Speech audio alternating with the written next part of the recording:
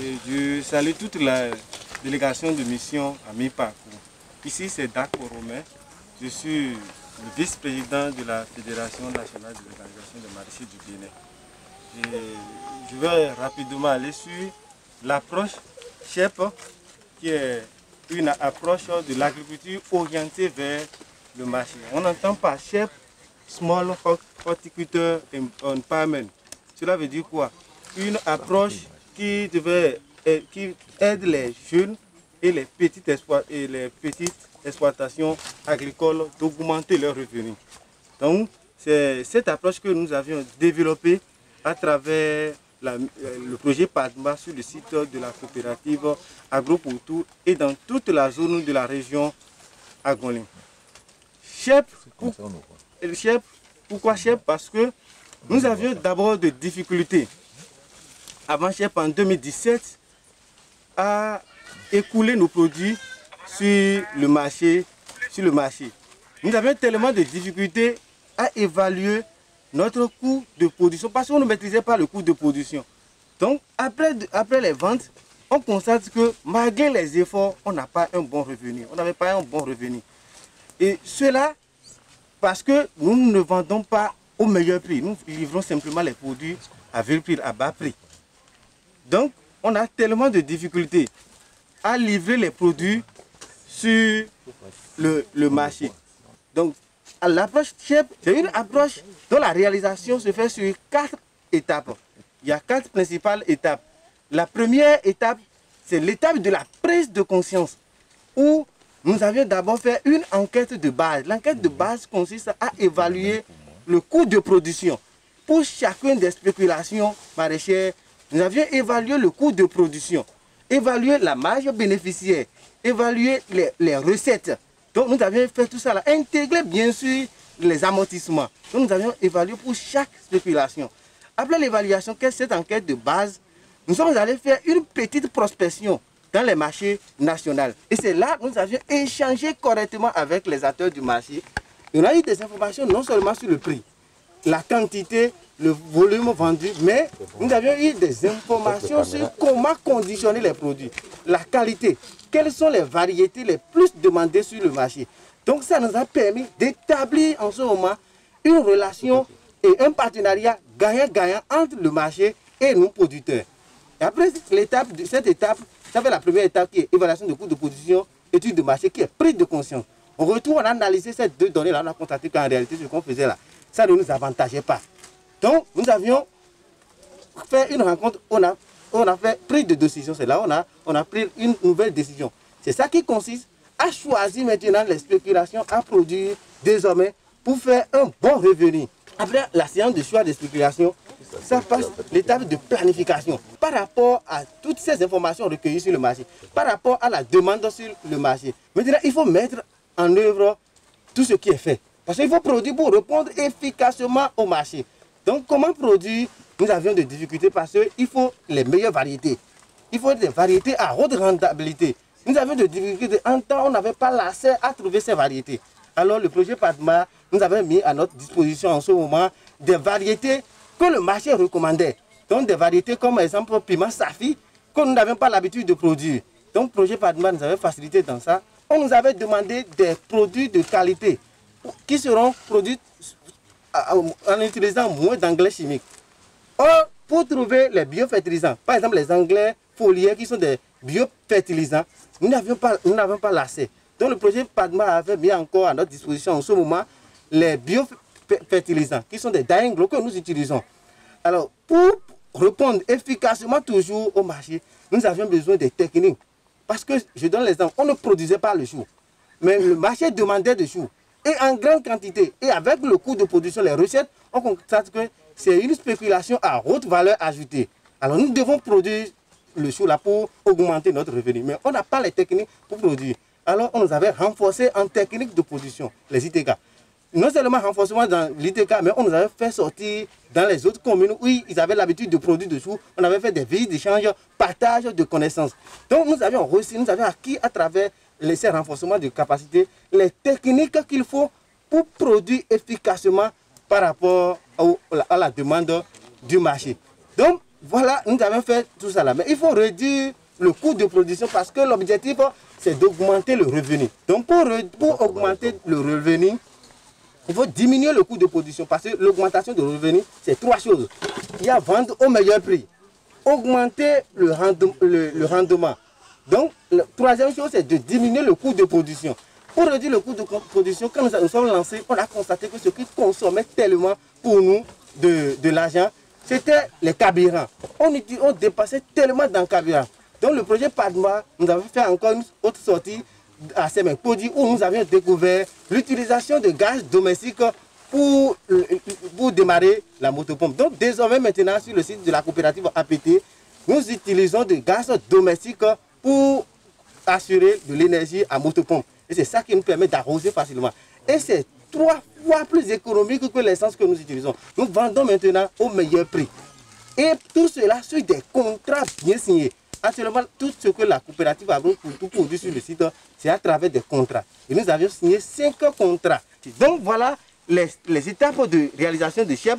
Je me résume. Il y a la première étape, la prise de conscience, au cours de laquelle il faut évaluer le coût de production, les recettes, les marges bénéficiaires, faire une étude de marché et une analyse de ces informations. Ça, c'est la prise de conscience. La deuxième étape, c'est la prise de décision. Basons sur toutes ces informations que nous avons reçues là, qu'est-ce que nous pensons faire maintenant pour améliorer le revenu? C'est la prise de décision. C'est là où nous choisissons maintenant les spéculations qu'il faut produire pour répondre efficacement au marché. La troisième étape là, c'est la planification. Il faut planifier tout ce que nous avions décidé. Il faut une planification pour répondre efficacement. Sans planification, nous ne pouvons pas répondre. Donc la dernière étape, c'est l'exécution et le renforcement de capacité. Avant d'exécuter tout ce qui est planifié, il faut la capacité technique pour y faire face. Donc l'approche CHEP, quand je prends l'approche CHEP, quand je dis CHEP, quand je dis l'agriculture orientée vers le marché, c'est une approche qui change de comportement au marché, de produire et vendre à produire pour vendre. Donc désormais, on a d'abord le marché avant de lancer la production. Cette approche, nous avions découvert à travers les échanges que nous avions fait sur le voyage de Cameroun à Yaoundé, où les Kenyans qui ont déjà réussi dans cette approche, nous avons parlé du succès de cette approche. Alors nous on a dit, il faudrait qu'on implémente l'approche là dans notre pays, dans notre commune. Et effectivement, on a constaté que ça marche. C'est une approche de Japon développée dans 23 pays de l'Afrique. Et que dans ces 23 pays, cette approche a fait son succès. Donc nous on a dit, ça doit aussi marcher au Bénin. Nous étions avant cette approche à une recette de 4 925 000 francs. Et aujourd'hui, à travers des contrats que nous livrons nos produits là, nous sommes déjà à une recette le 20 janvier 2020, à une recette de 12 950 000 francs. Donc nous avons quitté 9 millions et 4 925 000 à 12 950 000 francs. Et à mi-parcours de plan de campagne de cette année, je vous le dis, nous sommes déjà à 11 millions. Nous sommes déjà à mi-parcours du plan de campagne déjà. Et on espère déjà, avec les recettes que nous faisons, aller déjà à 23 millions pour l'année 2020. En temps avant l'approche, nous étions, le revenu moyen par membre était 180 000 francs par an. Aujourd'hui, en janvier 2020, le revenu moyen par membre était à 233 000 francs. Nous sommes à mi-parcours et chaque membre a déjà un revenu de 250 000 francs. Et avec les résultats, on est sûr que le revenu moyen par membre sur le site de la coopérative AgroPoutou serait déjà 500 000 francs. Alors, donc on a constaté déjà que cette approche a permis tous les membres, quel que soit leur niveau d'études, d'augmenter très rapidement leurs revenus. Donc c'était un peu l'approche. Je viens de dire que l'approche a été découverte à Cameroun, Yaoundé, à travers le sommet, un sommet qui a pour thème la mobilisation du potentiel de la jeunesse pour une transformation rurale durable. Et ce sommet a pour objectif, de transformer, d'accord, de faciliter le dialogue global et une discussion entre jeunes et les entités qui interviennent dans l'entrepreneuriat, les entités privées et publiques toujours, qui interviennent dans l'entrepreneuriat des jeunes. Ce sommet est organisé bien sûr par le FIDA, qui est le principal organisateur de ce sommet. Dès que nous avions quitté ce sommet en 2019, le 29 mars, à travers les responsables du projet PADMA, nous avions fait une restitution en ligne sur les antennes de Radio Tonassé.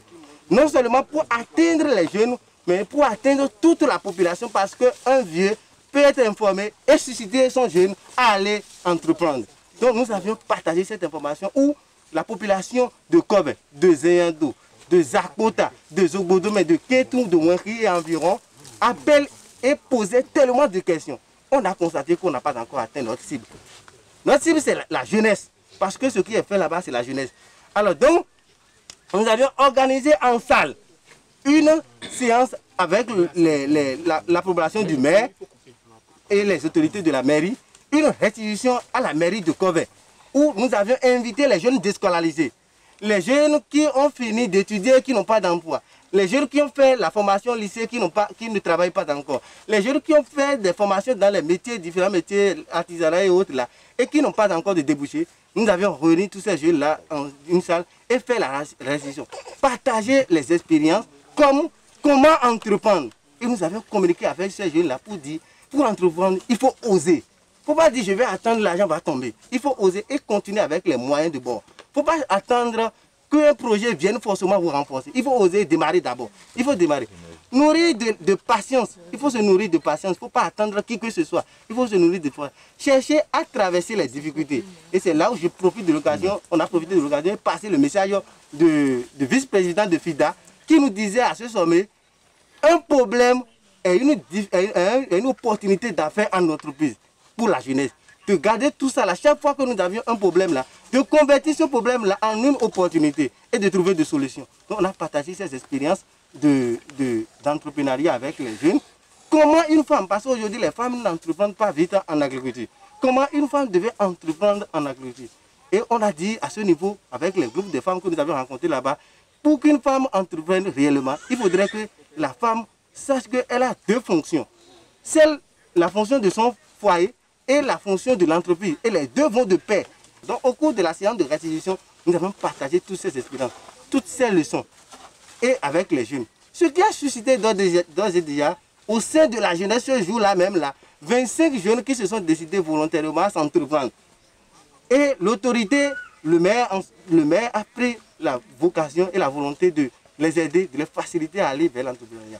Ce qui s'est posé comme problème en ce moment, c'est quoi? Ils n'avaient pas une base dans l'entrepreneuriat. Ils n'avaient pas, quand je prends le maraîchage, ils n'avaient pas la formation, une formation dans la production maraîchère. Donc l'autorité avait dit, en son temps, qu'il va les accompagner. Nous, on avait informé les responsables du projet PADMA qui nous avaient accompagnés à faire la révision. Automatiquement, nous avons aussi accompagné. Et dans ces 25, nous avions pu former 10 jeunes pendant 6 mois sur le site de la coopérative Agro-Poutou, dans la production maraîchère, dans l'entrepreneuriat agricole, et aussi on avait aussi parlé dans les différents autres maillons de la filière maraîchage. Et c'est ça qui a fait naître maintenant aujourd'hui la coopérative Agri-Nature La Relève.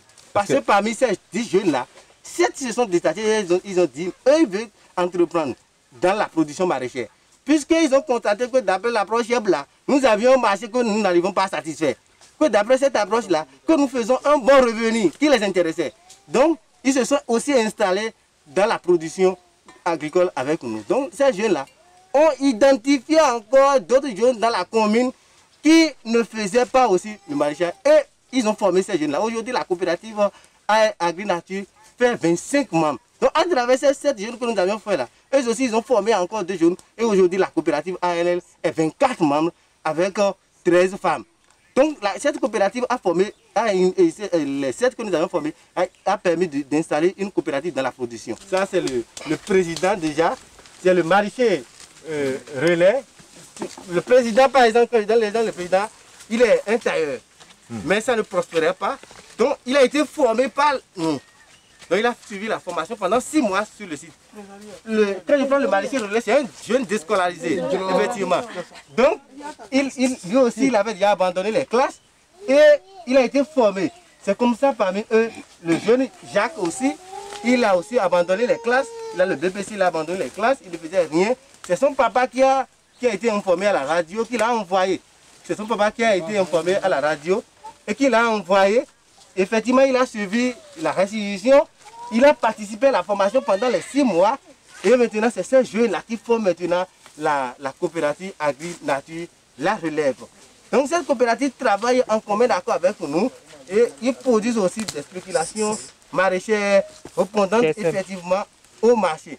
Ils produisent de même manière que nous et nous écoulons dans les mêmes marchés. Alors, à travers ces jeunes-là, 2 jeunes, je dis 10, on a formé 10. Donc, ça reste 3. Parmi les 3, il y a 2 qui ont dit non, eux, ils vont s'occuper simplement de la transformation. Parce qu'ils constatent que nous avions un peu de difficulté à gérer des incidents de récolte. Or, le projet Padma nous sensibilisait et nous accompagnait sur la gestion des pots de récolte. Donc, il faut valoriser ces pots de récolte-là. On a chaque fois de l'enseignement sur ça. Agouessi Cédric, elle a master en transformation, donc, de la technologie de transformation. Donc, elle s'occupe de la transformation. Et Angélique, celle qui s'occupe de la gestion des excédents de production ici.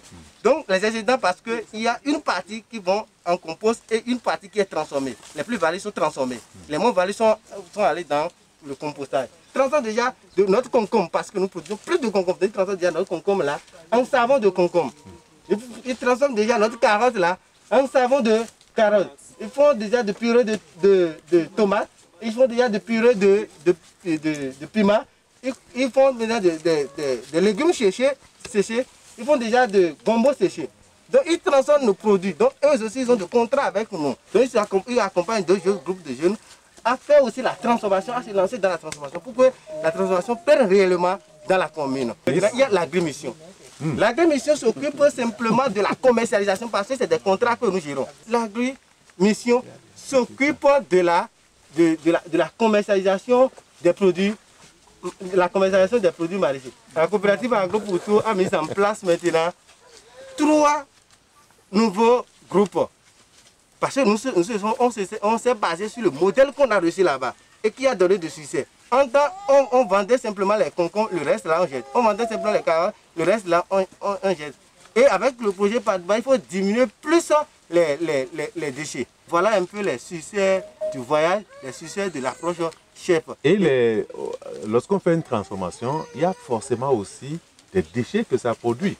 Qu'est-ce que ces déchets-là deviennent? Oui, bien sûr. Ces déchets-là, qui sont des tutos, sont aussi valorisés en compost. C'est ça que nous utilisons pour faire le compost. C'est un cycle, complet. Okay. Ici, à APT, on ne jette rien. Tout se transforme. Et je remercie sincèrement l'équipe FIDA. Je remercie toute la délégation et tous les responsables du projet Padma et PROCA et aussi le chef, le coordinateur PROCA qui a placé sa confiance en moi. Et je dis aujourd'hui, j'ai gagné la confiance de toute la jeunesse de ma localité. Parce que j'étais un maraîcher simple dans ma zone cachée. Aujourd'hui, en 2019, j'ai été élu le président de l'Union communale des maraîchers de Corvée. Grâce à cette chance, à ce partage d'expérience que j'ai fait avec ces jeunes. Et ces jeunes ont encore plus de confiance en moi. Et la même année-là, ils m'ont placé encore à la tête de l'Union départementale des maraîchers du Zou. Zou est le département qui a 9 communes. Donc aujourd'hui, je suis le président départemental des maraîchers du Zou. Donc j'ai laissé la place de l'Union communale là, à un autre jeune qui gère maintenant. Et après cette chance maintenant, la jeunesse place toujours parce que le département du Zou doit être représenté. Il faut dire, le président, tu dois aussi nous représenter au niveau national. Parce qu'on a confiance en nous. Et aujourd'hui, je suis le vice-président de la Fédération nationale. Donc c'est le succès encore de ce voyage.